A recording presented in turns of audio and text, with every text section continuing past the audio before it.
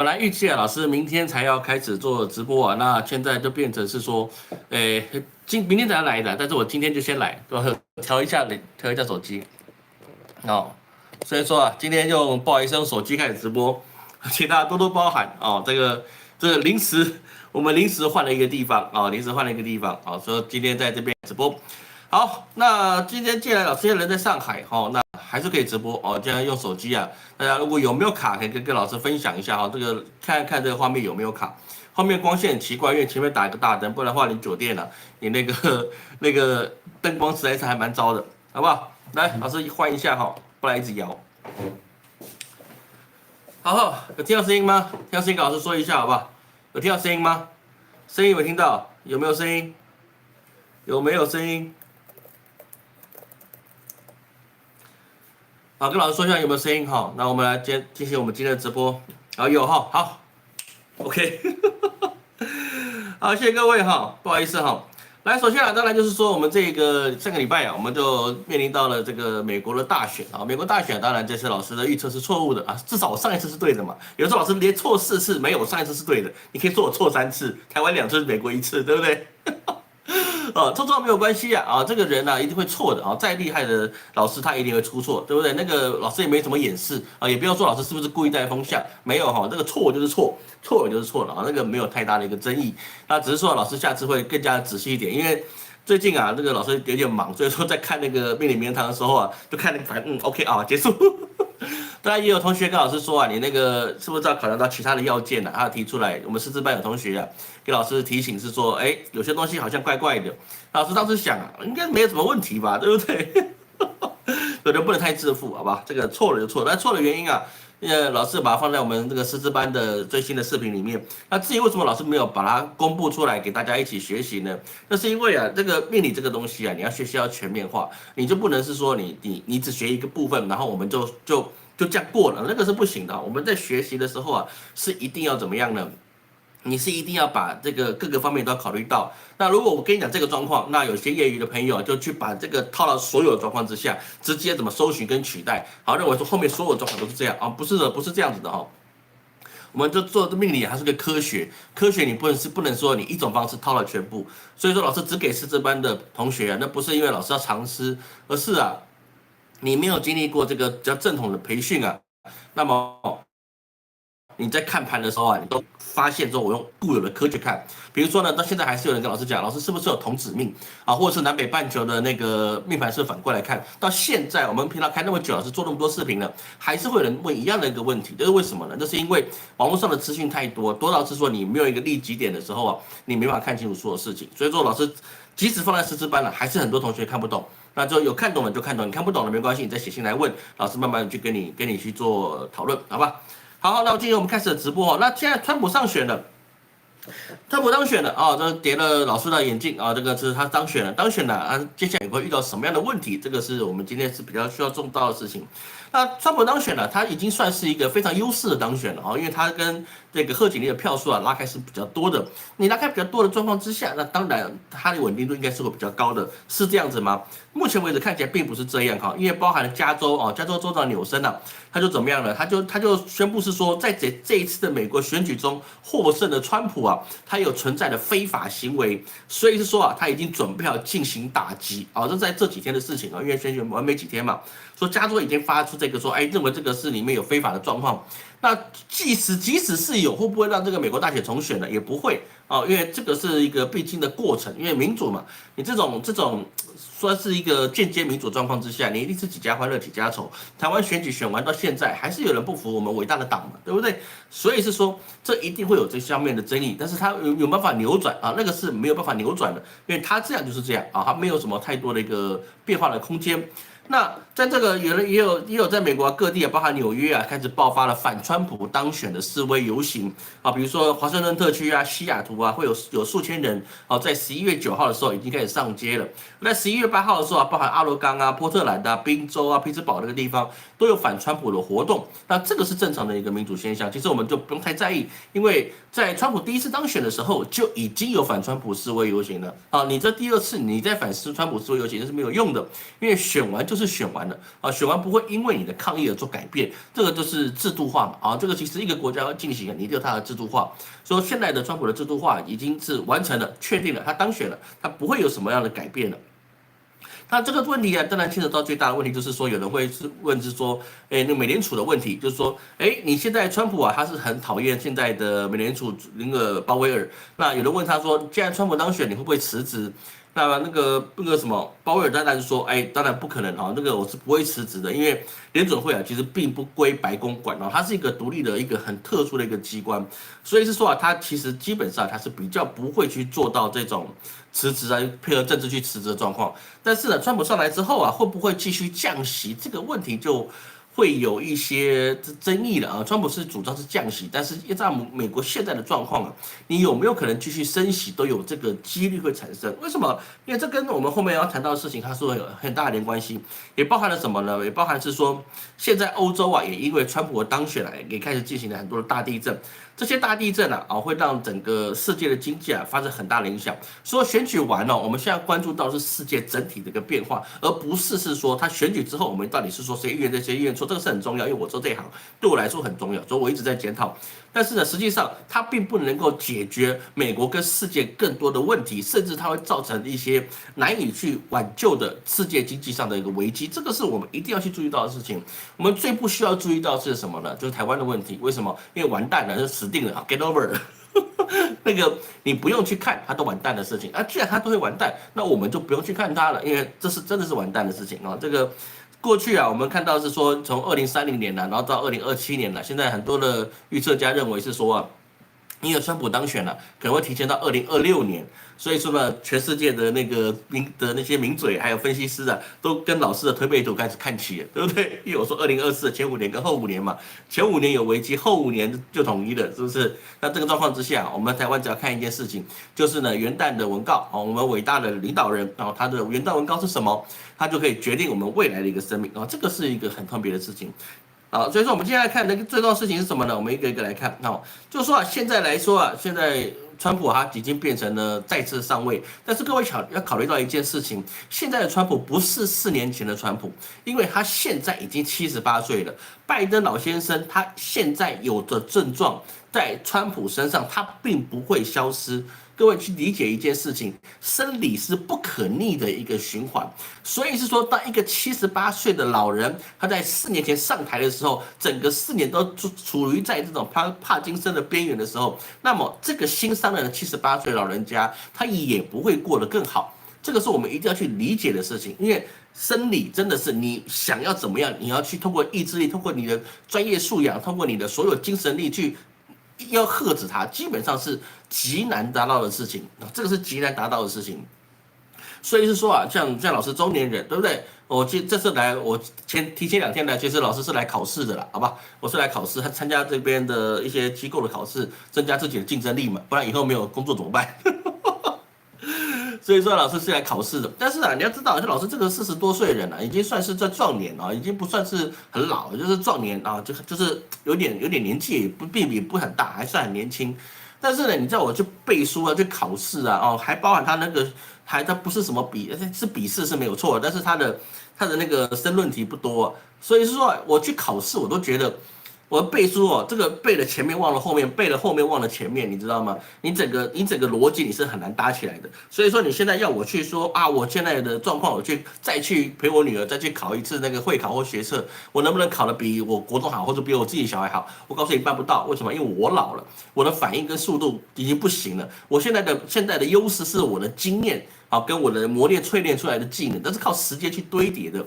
所以说你要做什么事情，你要靠时间去堆叠它，你要耐心的一步一步去完成不要一直换，你一直耐心一步步完成，那么你后来一定可以得到一定的高度这是很正常的事情。但是现在川普就是一样，他78岁了。你说他要去完成什么样的伟业，是很困难的。所以现在川普能够做的事情是什么呢？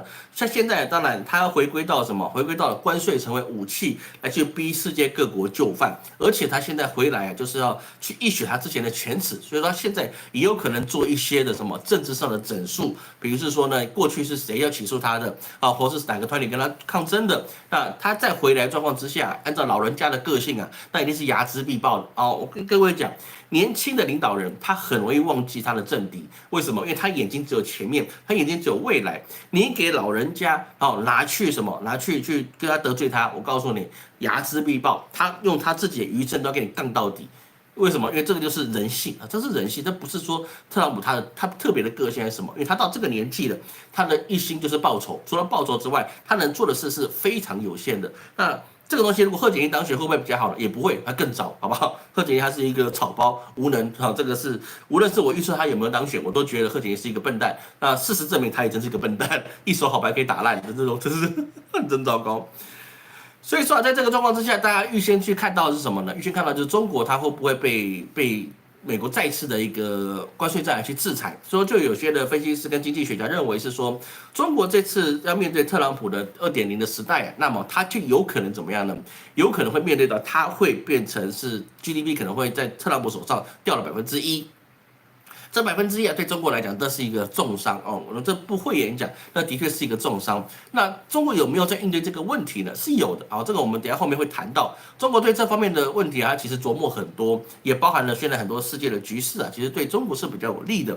那这个关税首先影响的一定是中国，因为中国毕竟是世界最大的工业制造国之一。那美国要去克了进口关税，那一定是跟中国是会有一个很直接的，或是一个对他们美国国内通膨是有很大的影响。加上如果中国要去统一到所有解放台湾吧，你真的解放之后啊，那当然川普说你200%的关税，他一定得要做到，那你不做到，那不就是言而无信吗？啊，川普这个人啊，他就是很注重忠诚这2个字情，而且他最好是能够他讲出来，他最好能够做到，他就去做。他不会计什么得失或代价，因为他的个性就是这样，我要去做我就做到底，不然我就不要去做。从他年轻的发迹史啊，到现在啊，比如说在过去我们看到他在新冠疫情的时候啊，他也是做这一方面的一个打算。新冠疫情的时候啊，他是不是就是要去研究这个疫苗？所以说，当别人要3年的时间，他快1年以内的时间，他就把这个疫苗逼出来了。虽然那疫苗打上去啊，后坐力很重，但是呢，不会言的说他还是挽救不少的生命啊。虽然我们的亚洲生命没有挽救多少。但是呢，至少要让欧美啊，他们可以有第一批的那个，比如说艾斯克、捷利康啊，之类的这些辉瑞啊，这些疫苗可以先问世啊。当然，那个俄罗斯他们有他们的一个史普托尼克疫苗，也是一个伟业啊。但是只能说，川普他去做这件事情啊，他要去做的话就会去做。所以是说，中国如果真的武统台湾，那么无论是武统或合统都一样。那他一定会进行什么？一定会进行的关税上的报复。那这对美国来讲，绝对是一个毁灭性的一个打击。而不是为什么不是中国？因为中国，我们等一下后面讲到，他已经有他的后手在了。你可以影响他的经济，但是你没有办法让他的经济垮台。哦，这个是有很大的一个差异点。那这里面很大的问题就是在哪里呢？面对到的是欧洲。为什么？因为欧洲啊跟美国他们的关系啊实在是牵扯得非常深。在这么深的一个状况之下啊，德国就产生了一个非常大的一个政局的混乱啊，比如说德国的总理肖兹啊，他就开除了他的财政部长啊，而且是用很严厉的一个话语去说，我要把你开除，因为你跟我的意志力是有差别的，你没有办法是说跟我去一起把国家治理好，说我就把你开除。这个在德国的这个甚至联合内阁啊这种模式来看呢，他们的内阁制其实是蛮成熟的啊，成熟到是说其实一直以来啊，他们都很难达到一党独大的一个状态。无论是梅克尔也是一样啊，梅克尔他已经算是一个很好的一个总理了，但是他也没有办法做到是说他一直统一次下去。当然前期有了，后期就比较难，因为梅克尔他在位时间实在太久了。说他把了这个财政部长开除掉之后啊，他就打算怎么样呢？未来他可能内阁要重选，但是那个重选就包含了现在因为德国自己的经济变得很差，所以说他自己的一个支持度啊也只有15%，那其他3党啊也加起来各自也就5%跟10%，没有一个党可以在这个地方可以获得任何的一个优势。说你现在的政治风暴啊是肖兹他要想办法大刀阔斧状况之下去救德国这个大厦将于倾倒的一个状态。所以说啊，他现在这个状况啊，就变得是说，包含德国的福斯啊，它的汽车厂，它就开始进行了大裁员，啊，裁了他们在那个德国境内啊3间的工厂，甚至呢，这个它的福斯汽车啊，它的裁员减薪的风潮啊，也是重创他们2024年在德国的一个经济。说在这个状况之下，你说这个德国它要怎么样去影响它自己的国家内部呢？各位要知道。德国它是在欧盟里面，它算是一个经济的很大、很高阶的一个地方。它总共有27个主权独立自主的国家来进行了一个政治的结合体。那么每27个国家，它就有各种27个不同的意见，无论你大或小，每一个人都有觉得说让我自己利益最大化，他们不可能达成意志统一的。你所有的人家说啊，那个为什么全世界啊，比如说无论是中国，无论是其他国家，为什么都不用小国的方法去各自的做小地区的民主？这样不是每个地方都可以去受到他们直接的影响嘛？这达不到的事情，你看欧盟都一样。欧盟它之所以看起来强大，那是因为在过去你经济还在运行，还有那个在亚洲的一些红利果实的时候，欧洲你只要活着呼吸，你就可以享受上面来自于什么？来自于二战之后的一个利润在，然后下来自于什么？来自于亚洲这些国家给你的供养。所以说，欧洲跟美国他们享受的好处的过那么多好日子的原因，不是因为他们政治制度，也不是因为他们选举制度，而是来于二战跟你亚洲国家的一些打压跟一些。半殖民化、解放还有混乱状况之下，他们可以得到好处。而现在欧洲是没有办法再去吸二战的奶水，为什么？因为乌俄之战已经让你没有办法获得了地缘的优势，你也没有一些经济跟文化上的优势，你只有什么？你只有自己可以依靠。包含亚洲现在也开始抬起头来，无论是中国也好，无论是新加坡，无论是马来西亚，无论是越南，无论是哪个地方，他们自己经济啊，因为没有战乱跟强势的一些金融危机的影响啊，所以他们自己在成长速度也是很快。那在这个状况之下，你现在德国它现在悄悄面临到的问题就是说，它自己的工业已经不强了啊，包含德国自己，他都觉得是说，我现在不跟中国合作，或是我不去跟中国去更深一步的进行一些投资贸易的话，那我自己看我自己的能量，我没办法去供养到我自己社服系统里面所需要的开支，我没办法去解决我劳动力大量短缺的问题。德国是一个非常老的一个老太太很多的一个国家。说今天老头乐啊，这个主题啊，不只是形容川普而已，因为老头乐也包含了面临在德国或者欧洲高龄化这个问题，几乎是难以解决的地方。你真的要去说，你人口比较没有太多的压力的，通常都在亚洲。为什么亚洲人我们这个亚洲的一个共荣圈啊，大亚洲共荣圈，对不对？然后在这个状况之下，大家都知道是说我们要去传承要什么东西，但是欧美他们把自己的文化变成什么？把自己的一个思维贵族化，你孩子越生越少，福利要越想越多，那但是你要盘剥的对象你是找不到的。过去盘剥对象就是亚洲人，所以亚洲一直不断想要移民到欧美国家去，希望能够是说我可以变成人上人，像日本也是一样，脱亚入欧，对不对？这是不是有这样的模式？是有的，但是实际上你做得到做不到？做不到，为什么？因为日本你没有下方来的供养机制，你只有美国给你的下放的一个下垂效应的果实。日本的强大，那还是来自于二战之后。二战日本虽然是战败国，但是它还是有得到优势，那就是美国给它的下低效应。日本的国家很小，它的体量并不大。在过去了，我们不要说现在，过去的日本国家是一个很小的一个国家，这么小一个国家，所以说它体量不够，说它打不起长期的战争，所以它怎么侵华侵到后来，你打 A， 然后国民党把你打掉 C， 对不对？所以无论如何，日本都没有办法是说很好的进行了亚洲战场上的一个推进，因为它的国家体量太小。那么战败之后，那它要复兴就需要很多的这些人啊、财啊、技术这些东西。由美国这么大一个庞大的国家，他去把他自己的所需要的一些供给交给了日本去制造啊。以前日本制造叫做粗制滥造啊，在二战以后，这个我们之前讲过了。但是以美国这么大的量体去维护日本这么小一个国家的时候，那么日本它的复苏速度就非常的快。所以日本这样起来了，台湾也是这样起来的。各位去知道，台湾它之所以可以成为经济奇迹，对不对？那不只是我们的劳工是吃苦耐劳的，也包含了美国去复制日本的模式，用下低效应去扶植了台湾这些中小企业，比如说什么圣诞节的礼品啊、复活节、感恩节啊，很多的一些制品啊，那日本他们不做了，为什么？因为他们们发财了，对不对？他们搞地产、炒房子了，所以是说呢，这些工厂他们没有竞争力，就来到台湾，说台湾就享受到这个好处，说台湾的经济奇迹就是来自于美国的很多外贸订单一直不断涌进来，台湾人吃苦耐劳，而且也有这些工匠的文化。其实我们台湾的老师傅啊，很多都是非常优秀的啊，非常优秀的，他们可以比如说像螺丝产业啊，或者一些五金器械啊，其实台湾的一些工厂啊，在过去啊，大概是50年代跟60年代这些老师傅啊，他工艺真的是很精纯的啊，是非常好的一些技术。所以台湾这么小的体量也被美国喂饱了，日本这么小的体量也被美国喂饱了。但是日本你想要脱亚入欧，你想成为一个真正的强国，到现在为什么后继无力？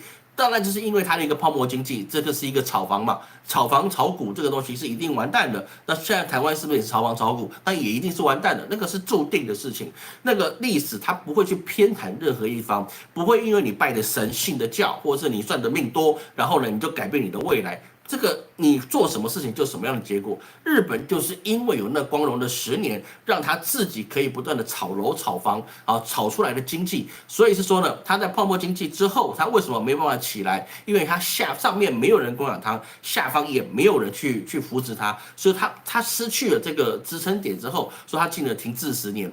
停滞10年之后，哎，他其实还有日本制造这样的头衔，就是他们的一些精工产业还是可以去做，但是这些精工产业已经被中国抢走之后，那么它拖它经济的底，这个注石也没有了。说日本的工业已经没有什么样的优势，在没有优势的状况之下，你要怎么样去怎么维持你自己的经济的实力？说日本的经济为什么会垮台？不是老师对日本人好对这个有什么偏见，不是，那是因为从过去的角色里面可以知道，当你没有上方的下低，下方的支撑的时候，你必然会面对到你经济破坏的问题产生。台湾也是一样，台湾接下来的经济是卡在哪里呢？炒楼、炒房跟台积电啊，这些台积电裙带关系的这些产业，但是这些产业已经逐步的都被什么？都被中国这个庞大的一个国家慢慢的给它吸收过去。那我们能够再去撑我们底的地方是什么？几乎是没有，因为我们中小企业实在是很难发展啊。现在台湾中小企业已经没有什么样的优势了。过去我们台湾前沿角目的一些中小企业，大部分都已经衰败了。为什么？因为它没有传承的力量。说台湾的第一代很强，但是第二代啊，比如说做工厂的啦，然后是做一些贸易的，好，他有能力的，他已经移民了啊，移民到美国，移民到加拿大去。好，这个东西应该是你是70后的，应该都很熟这段历史。啊，很多的就是说，你第一代很强，但是他们没有文化。你把小孩子培养有文化之后，那个第一代就没办法把这个产业交给有文化的人。为什么？因为觉得是说你只是会念书而已，其实你什么都不会。那也是要靠我们这些老头子的经验才行。那你这些没办法传承之后，那么你第二代要么就是能力无法发挥，那他也老了啊，要不然就是他们已经移民到国外，从事另外一些产业。说台湾的工业其实是没有进行了很好的传承，你就只能变成是说你后来的这些高科技、尖端科技，然后来去撑场面。但尖端科技意思就是你必须一直往前去占有这个科技高地，你才能够维持。但是台湾你要去维持这个科技高地的一个前景，你必须要有非常廉价的能源。要非常廉价的能源，你才能够维持高科技的发展。因为你没有电，你要怎么样去跑 AI 啊？跑 AI 这个是非常非常那个大的一个耗能。那我们之前在 ChatGPT 它不是在很火的时候，就有人说你去问 ChatGPT 一个问题的时候啊，你等于要烤熟一只鸡的能量。啊，这个就是代表是说它的一个耗能是非常非常强大的一个事情。那么台湾你没有便宜的电，你要电价还要不断的往上涨，明年我们估计还要再继续涨价我们的一个电的时候，那么请问一下，台湾你要怎么托底你这样子的一个那个经济的底呢？对不对？所以说台湾拖不住，那么美国也拖不住，因为美国它并没有办法，因为川普上台之后，它可以找到托底的一个机会，它是没有这个能力的。为什么？因为它的成本太高了。你的工业啊，无论是波音，无论是港口，无论是任何地方，你只要开了一个头，说我要加薪水，那么你后面的一个各个行业你要加薪水的空间，一直不断的往上。而特朗普他上台之后，他一定是希望去改善他这些基层百姓的这些收入，因为他毕竟啊，他心里还是很有美国，他不是只为自己的权谋算计啊，他还是有心里他那把火，就是他为美国好这件事情啊，这个是有的。我们虽然说他是商人，但是我们只能说他是一个有理想性的商人啊，他还是有他的理想性。那么在这个状况之下，他要拿什么东西去拱那些基础百姓的呢？先给他涨薪嘛，对不对？因为你通膨的关系，所以说你百姓活不下去了。这是他胜选最大原因，是因为百姓很多活不下去了，还有就是零元购的问题太严重了。那在这个状况之下，他去拖底，他找什么拖底？一直用关税战，然后让别人不得不把工厂移到美国去进行生产嘛。这个方法是行不通的。为什么？因为你打了关税战之后，你外国去进口的你的东西，你就已经变得非常高昂的成本。那么当百姓的消费成本要变高昂的时候，那么你就没有办法让你的薪水变得便宜。如果我进去了美国，虽然我降低了很多的关税上的壁垒，让我自己可以在美国生产，似乎有一个税务上的优势，而且甚至还可以拿到你的补贴。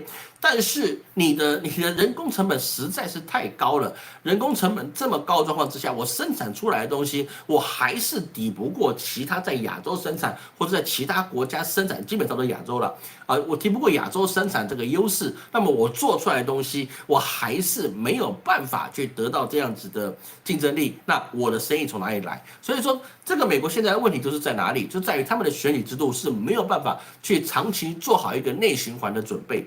这是美国现在最大的硬伤，就是他们没有内循环的准备。我现在要做的事就是我能够去承诺你的事情，无论做到或做不到，我就当下就让你有感觉。这速效啊，这个又不是吃那个速效救心丸，对不对？治心脏病那个速效救心丸，然后就可以搞定的事情，那是没有办法的。你必须透过长期的堆叠性的做出你自己属于你国家自己的内循环，然后你才能够是说我的基本的生命是被保护住的。这是美国现在它并没有很完善的一个工业生命线，让这些念到高中美国是有7%的人他是高中毕业就是说我没有继续往上进修，就是7%的人是这样这是在2018年的报告了。但是到现在有没有什么改变？也没什么改变了，因为百姓更穷了，上不起大学的更多了。那么在这个状况之下，你要让美国怎么去托底这件事情？它上面已经没有来自于其他人给他的一些战争利润，下面也没有没有这些亚洲工厂要给他们的好处。不是亚洲不给他好处，而是特朗普你把关税壁垒做起来之后，你要其他国家怎么样提供给你物廉价美的东西？我想提供给你都办不到。各位懂老师意思吗？亚洲像中国，它现在进行了什么它进来通说，比如说明天双11嘛，对不对？等一下可能就大家清空你的购物车了，是不是？那是因为中国它没有它很大的一个通膨的问题，所以说呢，它甚至还有通说东西越卖越便宜的状况，有些进口的可能就变比较贵，比如说未来的你那个欧洲进口的这些酒类，你可能变得比较贵，但是他们本土生产的东西并没有那么高昂的价格而且他们本土品牌开始逐渐的去替换掉这些外来的品牌之后，那么他们的竞争力跟他们的资金留存度就越来越高，甚至他们还可以卖到国外去。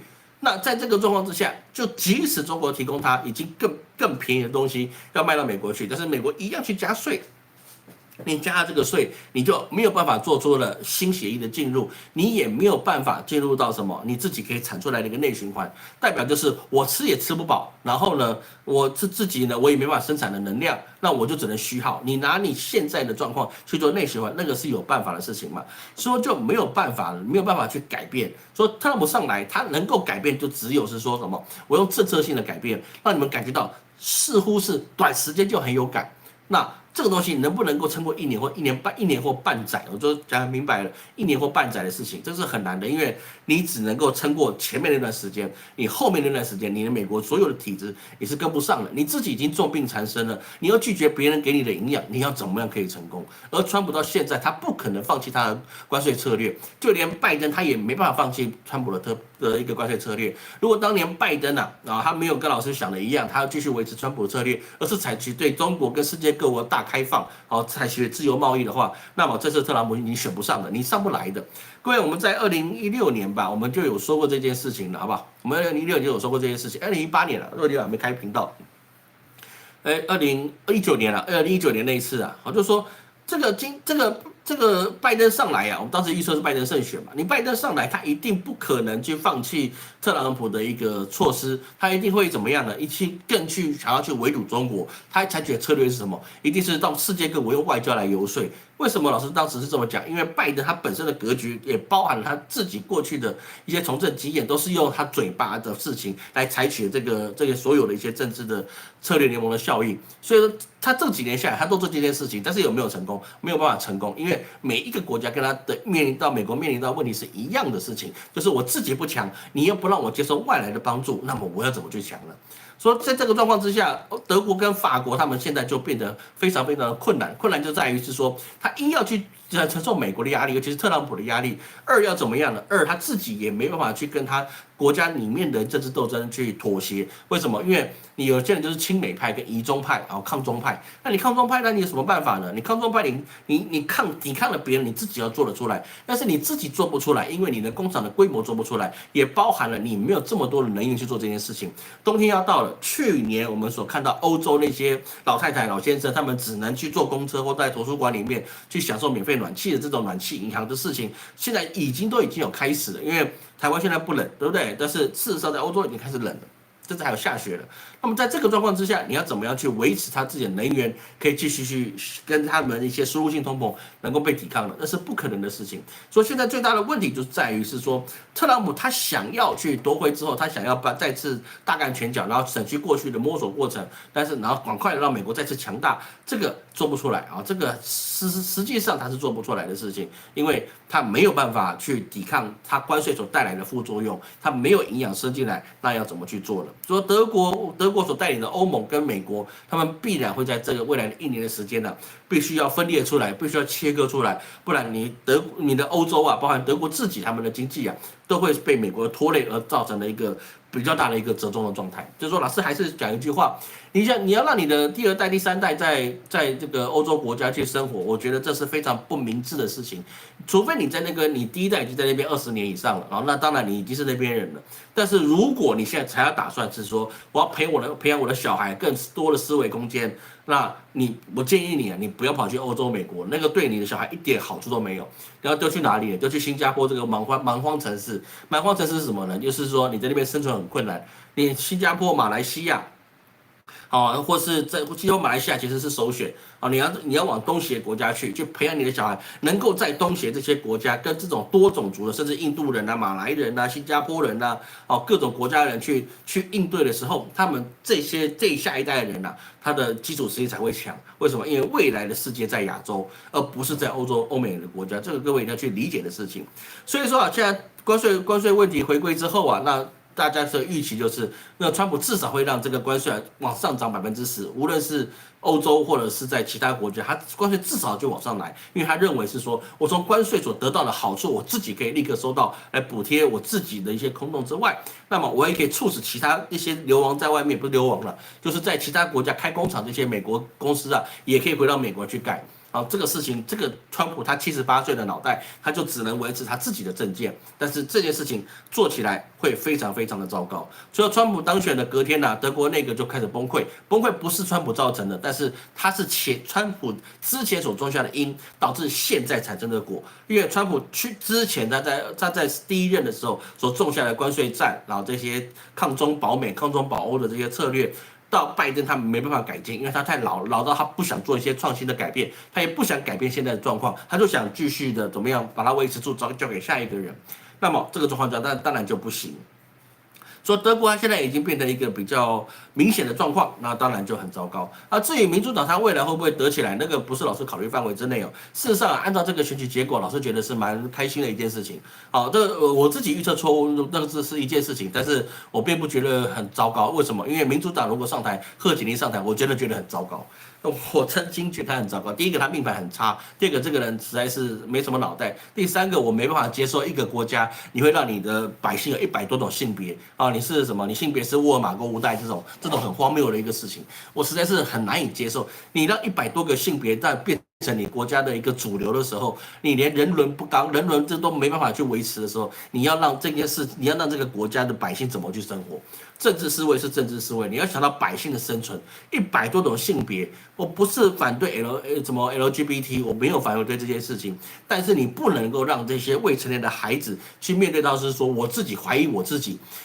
因为这个事情，其实我们在老师是一个合格的心理咨商师，这个对幼儿的这些心理训练，我们是有经过很长期的学习跟一些技能的打磨的。好，这个老师也有去对那个儿童心理学有一有资格啦，我有考过这个资格，儿童心理学。你在儿童状况之下，你本来就不应该让他自己去选择他的性别，你应该透过这个成人或专业的医师来去慢慢辅导他，去理解他，去引导他，去让他去了解他自己，而不是单纯就是说，哦，你性别你可以成为女生，你可以成为你任何一个想要的性别，那当然是不行的，对不对？那当然是不行的。所以说，民主党上来，贺锦丽上来，我觉得这个事情就变得很糟糕。你要让一个国家百姓那么痛苦，其实我们抛开政治的一些旗舰我觉得百姓就是应该幸福美满的事情。人伦这种东西是不要去把它破坏掉是比较好的。再来就是零元购的问题，因为老师很多贵客在美国他们自己是有产业，在那边已经生活了快30年了。他们的店铺也是会被抢劫，为什么呢？就是没办法，零元购就零元购了，拿他什么办法呢？一点办法都没有。当零元购甚至是贺锦丽上台之后，他要把它调高零元购的一个门槛，对不对？到1500块美元你都可以不用都不用坐牢了。那么请问一下，商家的利益谁来保存呢？各位你要知道，商家他代表的是他后面有家庭，而且他不只是一个家庭。这些商场上面有什么？有你的一些员工有父母、有孩子、有妻子、有丈夫，对不对？那这么大一个庞大的一个关系链，然后就因为你说你不要去让造成的他们自己的理念也是很奇怪。好，这个你犯法就应该抓起来，为什么变得不抓呢？那警察要去执法也变得错误。所以很多事情这个真的是非常混乱了。他没有上来，我真的觉得对世界是不是真的比较好一点？不然你把你这100多种性别然后向外去做文化输出，到我们台湾来，到我们世界各地来，都给多元性别，那还得了？那个真的是乱七八糟的事情。我是真的认真这么想，这100多种性别是不能够接受的。我可以接受你 LGBT 这种想法这个没什么，因为你的性向是天生的，不会因为是说你男生喜欢男生，然后你就是变态不能这样讲，这是父母给你的遗传因子，我就只能接受这个，就像我就只能接受女人，我不能接受男人嘛，对不对？所以说你的性向这个事情是遗传，我们一定要尊重跟照顾这些特殊群体但是不代表我们全盘接受了，因为他们也不会接受我对不对？一样的意思。我们互相尊重，造成一个和谐的社会就可以了。但是孩子的权益你是不能够去伤害他的那个100多种性别就是很特过，就包含那个马斯克他的长子他就在那个他们自己的那个 Twitter 也就是 X 上宣布特朗普他当选的时候他就要离开美国代表他认同他自己是女人的其实。马斯克他这次的复仇当然他达成了，但是事实上他的儿子还是认为他自己是一个女生，他没有什么样的不妥的地方他可能就是一个特例他到现在还是认同他自己是一个女人就是他已经变性了嘛变成一个长发披肩的一个少女，应该这么讲吧，少女对不对？儿子变女儿这个是比较特别的状况，好不好？而在这个状况之下，特朗普会不会把过去他当选第一届的时候，所有事情都把它做出来呢？也不会也不会。比如说蓬佩奥，你蓬佩奥上不来了，对不对？你蓬佩奥这一次他就下去了，这次他也回不了白宫了。为什么？因为他下台之后，他并没有向川普表示忠心，那他还是有很多自我的意见，甚至他还想选总统等等之类的事情其实他。就变成是说，他跟特朗普之间就有嫌隙了。为什么？因为特朗普注重忠诚嘛，他的 loyalty 这个东西，在过去老师在研究他的一些所有著作跟他的一些的成长历史的时候，他非常看重忠诚。那这个蓬佩奥他是非常不忠诚的一个人蛇鼠两端的人。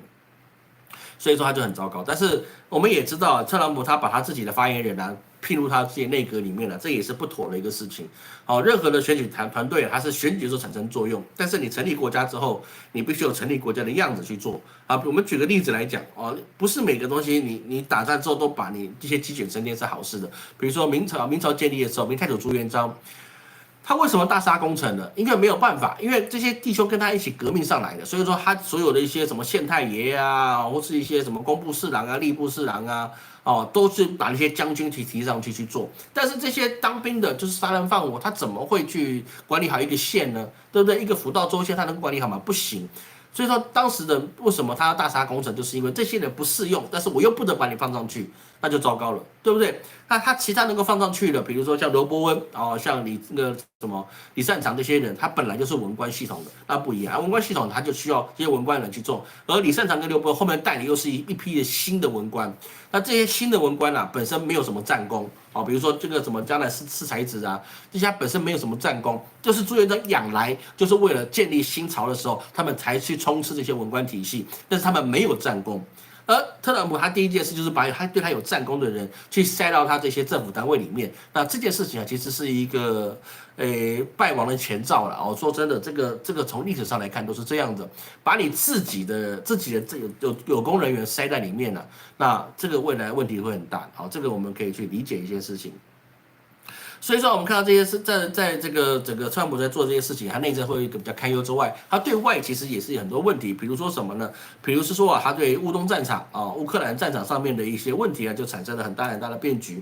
为什么呢？因为现在乌克兰战场上啊，在之前特朗普在选举的时候，他就说，我选上了啊，我不用等上任，我当天就可以24小时之内结束了乌俄之战。但事实上，他结束了没有？当然没有结束啊。对不对？那不可能达到的事情嘛。但是讲起来很有用，很有闪，很有这个耸动性，对不对？但实际上能不能做到？其实还是做不到的，因为到现在都还没有停火。所以说啊，川普团队虽然提了一些停火方案，但是呢，各位你要去相信老师一件事情，老师虽然总统没有验证正确，但是呢，我做了一些国际趋势啊，基本上预测不会差太远。为什么呢？因为像川普的团队他就提出来什么？提出来就是说，乌克兰你要中立化，而且放弃乌东领土。啊，保持从基辅以东的乌东地区都得放弃，这样才能够进行停火协议。这个跟我们一直以来的预测是不是都是一样的？各位，给老师一个公正的掌声了，好不好？所以老师一直过去说，这个谁上来，这个你只能够打到定点为止，你川普上来，你也不可能叫俄罗斯把打到土地吐回去，这是绝对办不到的事情。所以现在他就已经公开讲说，哎，这个状况是比较不可能啊，你就必须乌克兰你自己失去土地，要么你自己打回来，要么你就放弃。哦，你要俄罗斯去吐回来，那是不可能的事情，100%不可能。那这个东西呢，其实这也是普丁他为什么一直希望特朗普上来的原因，因为他一上来啊，必然会怎么样呢？必然会把这个所有状况啊先止损。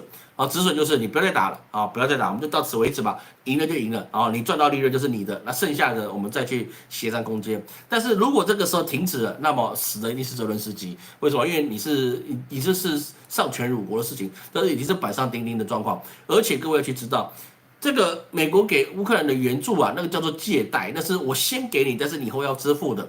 所以是说啊，你后面要去这个那些不平等条约啊，最终乌克兰你还是得跟美国跟欧洲去签订。那么到时候你乌克兰就等于大清末年列强入侵一样，对不对？你名存实亡的一个国家，这个是一个很特殊的状态。所以说现在乌克兰他们自己的百姓都很担心自己被出卖，那没什么好担心的啊。就算贺锦丽上来，你一样被完蛋，谁来你都是完蛋。为什么？贺锦丽上来你会被打得更多，川普上来你可能到这个乌东没有，你可能真的可以结束。但是你贺锦丽上来，对不起，打到你基辅都没有都可能。但是老师还是认为啊，基辅这个状况他已经岌岌可危了。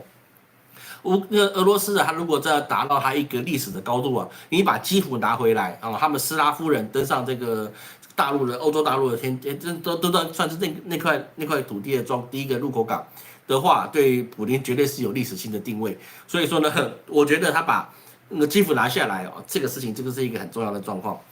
所以说啊，他现在有没有办法可以去停止乌俄之战呢？这是没办法的。就算连俄罗斯也不见得，俄罗斯也表示什么呢？他的俄罗斯也就认为是说，你川普你可以提，你提的你提出来，我审看看嘛，我审过再说，我审不过对不起，那我们继续来。而且包含了现在的朝鲜的士兵啊，也开始进入了战场。朝鲜士兵什么时候进入战场的呢？那据可靠的消息来讲，就是川普当选的那一天啊，那朝鲜的士兵进入战场。那当然，你下战场，你当然就不能够怎么样，不能够打哈哈，对不对？不然的话，你那些金小胖不可能这么轻易的放这些朝鲜士兵回朝鲜嘛，对不对？不然你搞不好还会跑路，是不是？不是，据说有18名的那个暴风士兵啊，他们就直接逃到俄罗斯境内去，不知所踪嘛。然后后来都是抓回来，18人都抓回来了。这传闻啊，这个没办法考证到哦，是不是真的我也不知道。但总而言之，言而总之啊，其实基本上那些朝鲜士兵啊，他拿到的薪水已经是比他们在北韩的时候还要多了。那他们下战场必然要打出来一点成绩来，不然回去就犬绝怎么办？还是炮决、犬绝，那不是很糟糕吗？所以现在这个战况啊，你要立刻收手很难。就端看于什么？端看于民主党跟川普之间的政权交接能不能够顺利。各位不要小看，现在11月了，你1月的时候你要政权交接，在这个过程中可是有2个月的时间了，差不多2个月的时间，2个月的时间呢、你普丁如果这个时候发狠，一次给你往西边大量推进啊，那个基辅你可是挡不住的，因为特朗普不会去允许你现在民主党现在是看守的状态嘛，特朗普不会允许你再去把大量的钱去交给了这个乌克兰去使用，这个不可能的事情。所以说现在处于看守的国家状况的模式前提啊，基本上乌克兰你要有什么样反抗空间啊，基本上是没有的状况之下。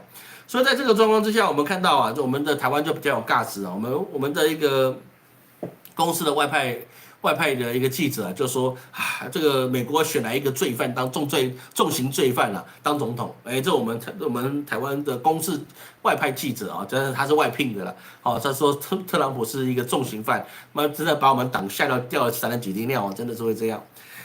而这是台湾啊，当然你外交部我们台湾的外交部次长啊吴志忠他有说过啊，就是说如果没有台湾的话，美国的再次伟大就会受到影响。我们台湾真的可以让美国再次伟大是一个关键嘛？我觉得我们的自我感觉也是非常良好的。美国有没有再次伟大，跟台湾没有一点的半毛钱的关系，因为他只是认为是说台湾居美国尖端半导体科技的供应链的一环啊，所以是说如果中国把我们给收了，那但你的尖端晶片是不是就没有了？你想太多了啊！这些尖端晶片啊，肯定是美国发现情资的时候，都把这些工程师连根带爬的整家全部人把你搬到韩国、日本去，才不会留给你中国的。但这搬走也没有用啊！你把那些人搬走也没用，因为中国现在已经有能力做到5奈米的状况之下，你3奈米跟2奈米，其实这个优势并不是非常长足的。你给他一两年的时间，搞不好他就已经达到了。所以说，你说台湾能不能去影响美国再次伟大，其实这个概率还是依旧是没有的。好，这个是不用去想这件事情。所以说，我们看到现在美国川普当选之后啊，整个世界的经济局势它的改变量是非常大的，也包含什么呢？比如说我们看到日本啊，日本啊，它包含了日本，它里面有个日产汽车啊，你上日产嘛，对不对？它的获利啊崩跌93%，然后日产一个你上啊，它的获利跌了93%，你不等于全亏完了嘛？这个根本没有赚钱嘛，那个基本上就完蛋的公司就这样。所以是说啊，它全球裁员9000人，当然股价狂泻6%，你只狂泻6%吗？我觉得那个可能不止啊。那为什么日本也会这个样子？就是跟我们一开始谈到的结果是一样的，那是因为日本你没有托底的状况，你也没有来自于上方的挹注，所以你上下之间的给你的利益都没有状况之下，你自己就脱光了衣服在沙滩上奔跑一样，你举步维艰，你很难去做出什么样的事情，你再用力你也在被沙子给抵消掉，因为你没有竞争力。而日本的汽车都没有竞争力了，那日本还有什么有竞争力呢？军工产品嘛，他们的军火被那个美国限制住了，他们也不能发展军工产业呀、不然日本做出来的军火，他如果没被限制住的话，那他自己做出来的军火也可以卖世界各地啊。但现在行不行？不行啊，因为你2战战败国，你被限制了武器出产了，是不是？那日本现在其实不是一个正常国家，他没有自己的军队啊，对不对？他是美国的监管国啊。对不对？被美国所监管的国家，到现在还没有结束。说安倍晋三在他做生之前，他一直想要把日本变成一个正常主权独立的国家，现在还是做不到啊。而现在日本自己的内阁都产生了问题，是不是？那这个问题就非常难去解决的。所以日本已经垮了，那更别说韩国，韩国基本上也没有办法了。那美国自己也有4000多万户，他们必须领了食物券，整个经济的状况就会变得很差。而现在这个状况之下，日产汽车它也砍了全球20%的产能去省开支，所以说我产出来了也卖不掉，所以说我就只能砍开支，我砍掉开支来试图去维持我自己的生命线的苟延残喘啊！说真的是只能苟延残喘，因为你没有办法生产出跟比亚迪啊，或者甚至我们不要说什么东西了。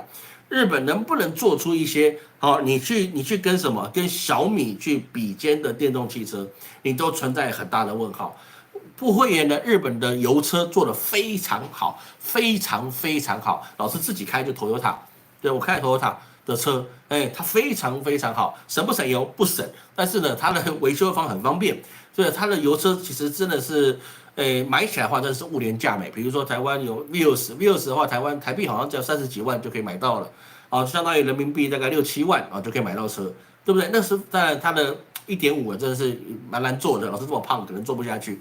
哦，但是它的竞争力是很强，它的油车的竞争力很强，因为他们就是有这么强大的汽车工业实力。但现在的时代是往电能车去发展，你既然是新能源车，它必然发展的趋势，但是你没有跟上那个黄金的5年时间，那么日本现在大量的汽车产业，你已经失去了很多的市场竞争力，因为它没有办法进行的一个自动导航的装置，因为你要自动导航，你就必须是要电动车。好，这个是有很多很多的因素啊，不是只有技术的问题，而是很多很多的专利因素。所以说你要自动导航，你就必须用新能源车，就必须用电动车。你油车是不能够做自动导航的，尤其是你要从 L1变到 L3，哦，这个 L3就变了一个门槛，L3你就必须一定要电动车来去做，更别说你 L4、L5了。说日本跟韩国他们的车子为什么现在没有竞争力，就是在于你没有跟上这个时代啊，你被过去的思维所说啊，油车才是真正的啊，其他新能源车啊，一定会跟过去的天然气燃料车一样，一定会被时代所淘汰，最终活下来的一定是油车。台湾现在有很多人也是抱持这个想法，台湾很多的朋友也是认为说啊，周遭朋友都认为说。台湾啊，其他地方不知道，台湾未来一定还是油车的天下啊，那个也是办不到的事情，因为政府换人了，你怎么维持这个政策呢？对，也没办法，好不好？重点是啊，还是以马车与马之间的关系呀、啊，这个你实在是不可抗衡的事情。而这个状况之下，对中国会不会有影响？当然一定会有影响，因为中国毕竟你是跟中美贸易战之间打起来啊，对中国一定是有一些很重挫的问题。因为中美之间的贸易依存度还是很高，还是很高，地缘政治的风险跟危机啊也是很强。而现在我们要看到是什么呢？看到就是说，中国现在他们做出来的，好到今天为止吧，就上海进口博览会，哦，上海进口博览会到今天截止，那我没资格去了，所以我虽然人在上海，但我没资格去，我就准备考试，我今天考完了，好考了我累死啊，考试考了我吃不好睡不香，真的很糟糕，人老真不适合考试。所以在进口博览会状况之下，哈，他那个就开始很多很多的很多人来在中国做一些展售啦，啊，当然也有从很多的订单。那另外一个方面是什么呢？包含了中国主席习近平，他在11月13号，就是过几天呢，他访秘鲁，要更新了他们的自贸协定。意思就是说呢，要开始做一些前海港的前海这个深水港的一些部件啊，这个东西啊，当然对欧美来讲是一个威胁。哦，因为什么？那港口基本那个港口一旦做出来呀、你的很多航线啊，还有国安的问题，还有中国影响力的问题啊，都是在美国的后花园那边开始进行了很大很大的一个运作哦。这对美国来讲肯定不是一件好事，但是别人也要活下去啊，对不对？这别人也要活下去啊。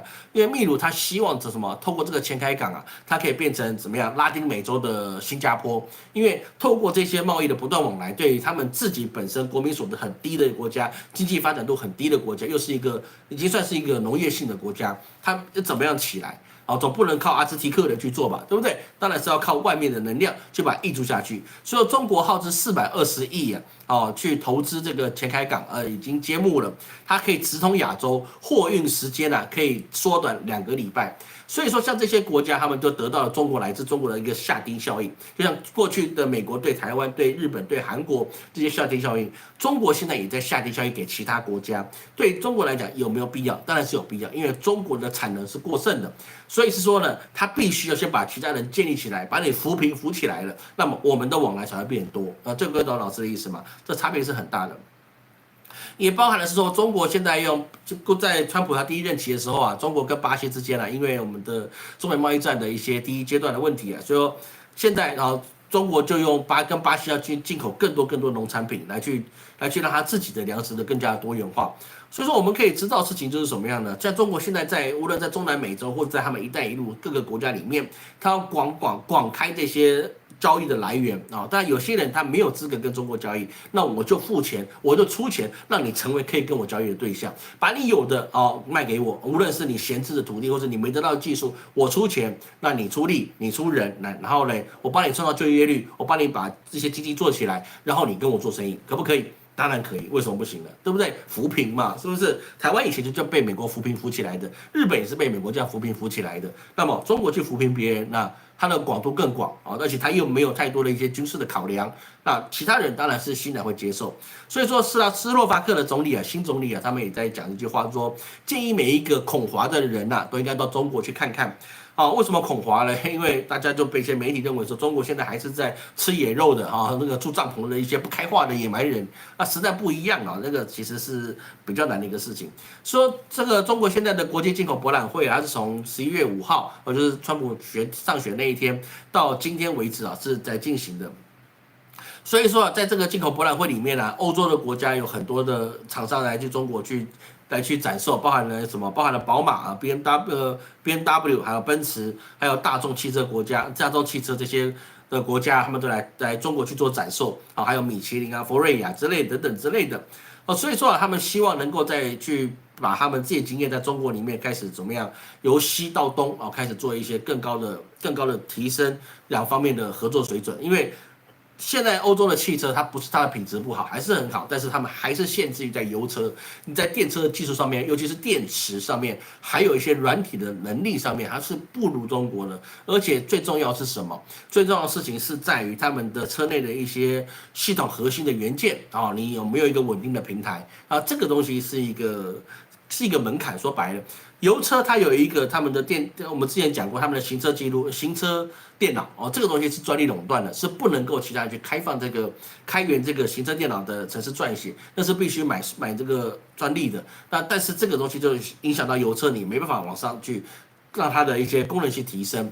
但是电车没有，电车它现在在中国，尤其是中国，它自己有鸿蒙系统。你有了鸿蒙系统，那你还怕其他人没有办法去跟你靠拢嘛？因为你鸿蒙是开放系统，你开放系统，那么你在汽车这个领域，它算是一个封闭的领域。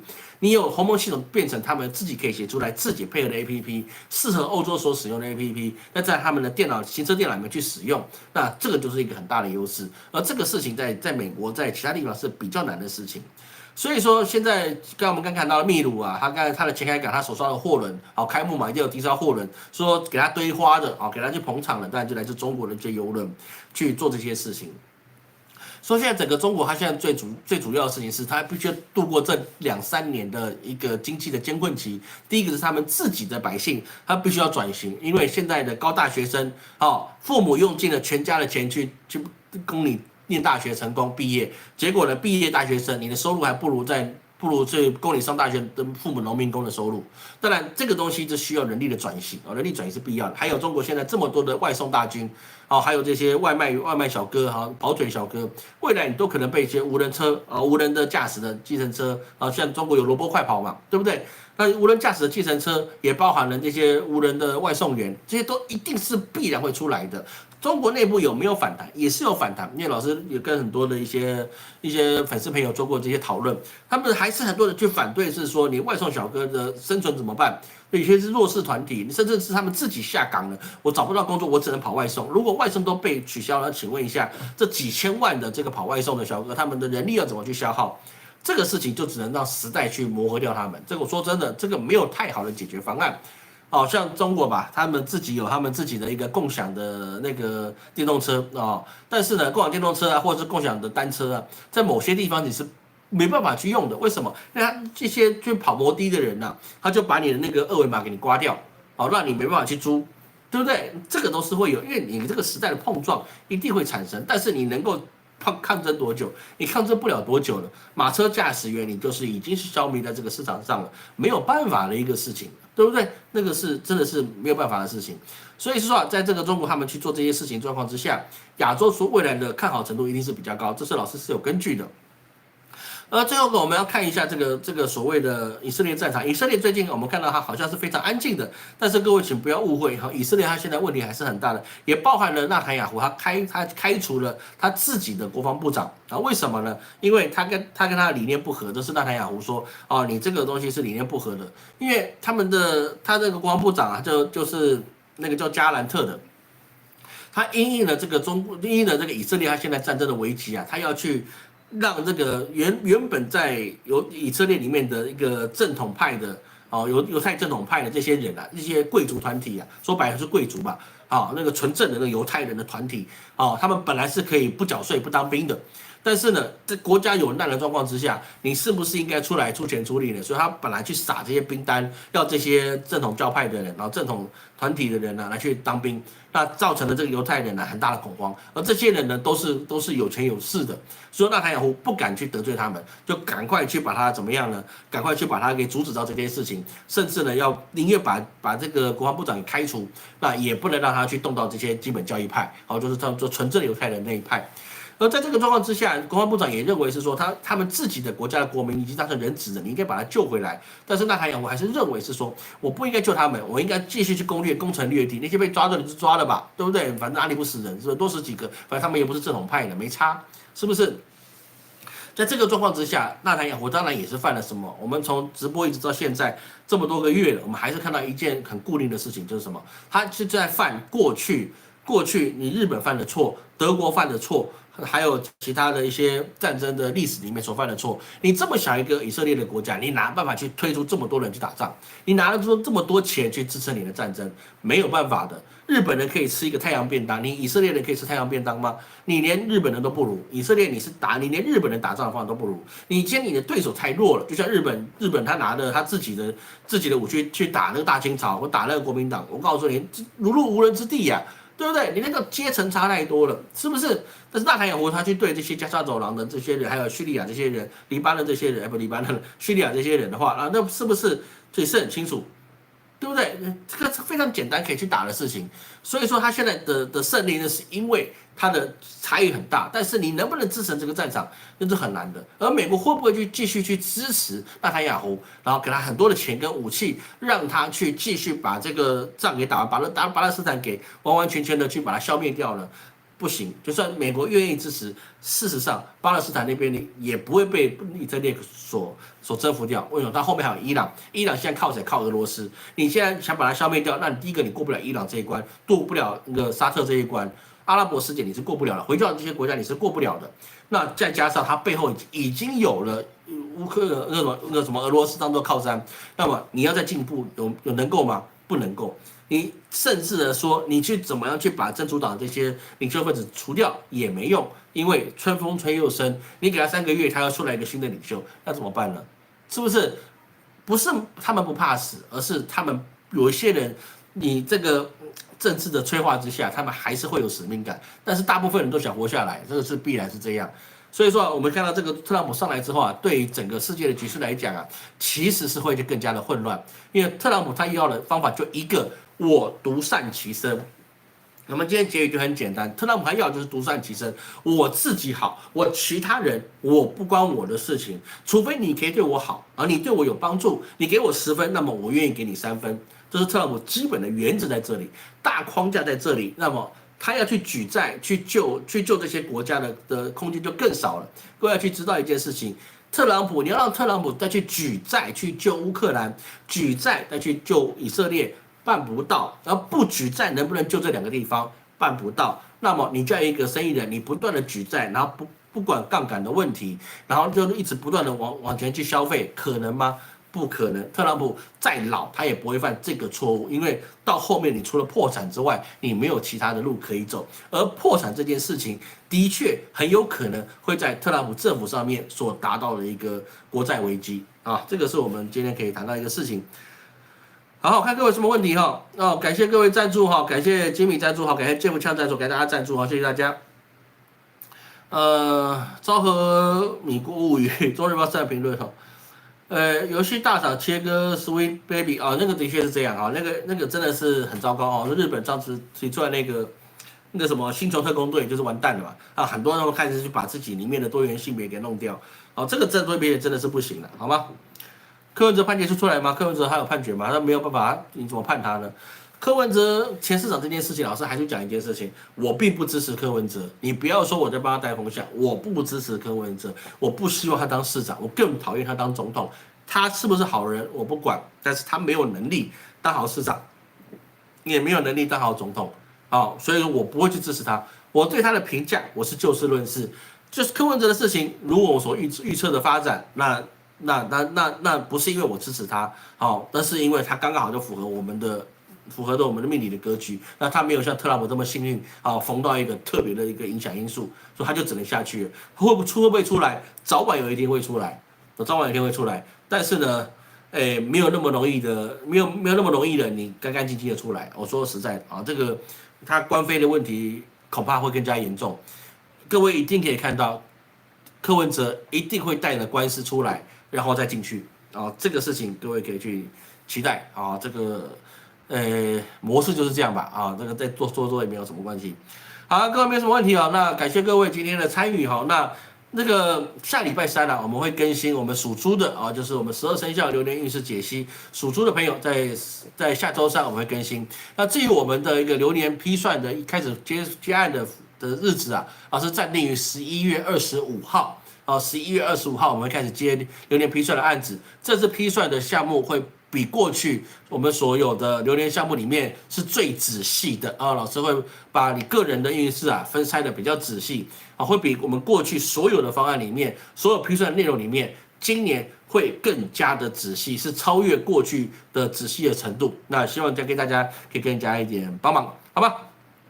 好，感谢各位今天的收看，我是陈老师。下周我们一样手机来直播，因为我没有这么快回台湾。好，我们下周见，感谢各位。我是阿红啊，头刀在台湾。好，就这样子了，拜拜。